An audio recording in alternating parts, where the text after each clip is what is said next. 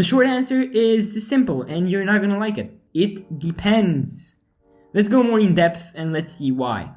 But before we do, I want to clarify that I'm not a Lewis Hamilton fan or a Bottas hater. I'm just a fan of the sport, and I'm going to try to take as much of a neutral view as I can. So let's get on with it. Do Mercedes need Hamilton and his huge salary, or should they just sign a young driver and be done with it? Are there any other young drivers that can be just as good as Hamilton in that car in the future? 100%. Should they fire Hamilton and drop a young driver in that team? No, and here's why. A young driver in a new team might have the speed, but not the experience. That's why it is always a good idea to have a team leader with experience that can help develop the team, and a young gun having the advantages of youth and speed. We've seen teams do this countless times, and I think it's a very good system. We can all agree that Russell is the future of Mercedes, but he shouldn't replace Hamilton, he should replace Bottas. Hamilton and Russell would be a great combo. Russell with his youth and talent, Hamilton with speed and experience, both would make an incredible pairing. When Russell might be struggling getting up to speed with a new team, maybe making some rookie mistakes, Hamilton would still be there, winning, leading, and pushing that team forward as a team leader. In the meantime, Russell can improve, learn, and overall be a better driver, get up to speed to a new team. By the time Russell gets up to speed, by the time he gets to the peak of his career, Hamilton would be long gone out of F1, and that's it, happy ending. Looking at the other side of the scenario, if Russell would replace Hamilton and sit alongside Bottas, it would be a different story. Russell would have the speed, the youth, and Bottas would have the ability to be a number 2 driver. That's not a team leader. Bottas can't lead that team. It's a well-known fact. I'm not trying to say anything mean, but everyone thinks that Bottas is a great number 2 driver. That's why Mercedes signed him, hired him, kept him, and placed a lot of effort into him, because he's a great number 2 driver. He doesn't get into fights with Hamilton, he doesn't put too much pressure on Hamilton, there's not a risk of things blowing up like they did when Hamilton was teammates with Rosberg. It's a safe environment, the two work great together, and Mercedes really like him, because he does his job, he scores points, and helps keep that team in the lead of the Constructors' Championship. But the problem is that he doesn't have the ability to be a team leader. The problem is that Bottas won't be able to take the role of a team leader. He won't be able to take the responsibility of helping that team in that transitional period of changing drivers and focusing on the future. We've seen a demo of this in Sakhir when Hamilton was absent and Bottas wasn't really able to stamp his authority and dominate Russell. He wasn't up to speed, he wasn't up to the job, he wasn't a team leader.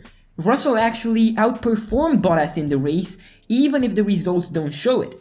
Bottas got a bad start again, he struggled into turn 1, he was fighting with a Red Bull with a racing point into turn 1, then the back stepped out a bit, he got a poor exit, and by the time all those things were done, Russell was in the lead by a healthy amount. That's not a team leader. If Russell was looking more like a team leader and Bottas was looking more like the rookie. In order not to start fighting the comments, because everyone is going to say that Hamilton wins just because of the car, let's put it in a different way. Hamilton plus his Mercedes are a great combo. Hamilton and that Mercedes are always getting the best results possible. On the other side of the garage, Bottas isn't really performing at the same level as Hamilton. When Bottas is having a perfect day, he's blisteringly fast. But the problem is that he isn't really having many perfect days. We've seen countless of occasions when Bottas has struggled massively, and Hamilton hasn't. Hungary, Monza, Turkey, we've seen spins, locking up, bad starts, and many more from Bottas. Turkey being the most obvious example. Both cars starting in the midfield, Hamilton winning, and Bottas being lapped and spinning 6 times. He might have had some damage, but he got that damage because he collided with Ocon. Don't get me wrong, I'm not defending Hamilton and I'm not blaming Bottas. I'm just pointing out that Hamilton is a clear team leader and that Bottas can't really lead that team as well as Lewis can. If Lewis wasn't around in Turkey or in Hungary, I doubt that Mercedes would have won. Not to mention that in 2018 he wasn't even close to winning the title. Bottas was 5th in the standings. If Hamilton was absent, he still would have been 4th in the standings. That's just unacceptable. And honestly, I don't think that Bottas could actually win the Constructors' title. He isn't really up to the job.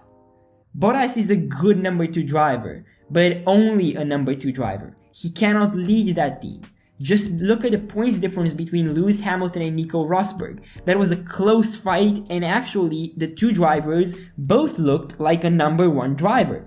With Hamilton and Bottas, it's completely different. Hamilton is 100% the number 1 driver, and Bottas was 100% the number 2 driver. It's clear that Bottas can't extract everything out of that car and can't take advantage of what a great machine he has, while Hamilton can. He isn't really on the same level as Hamilton. What I'm trying to get at by comparing the two drivers is that Lewis isn't the one who needs to leave Mercedes. It's Bottas. When Russell is going to be placed in that Mercedes, I don't think that Hamilton needs to be fired, because Hamilton is the one who's performing a lot better than Bottas is. Another advantage of having Hamilton next to Russell in the future is that Russell can learn from Hamilton. We've seen photos on the internet with Russell being very young and looking up to Lewis Hamilton.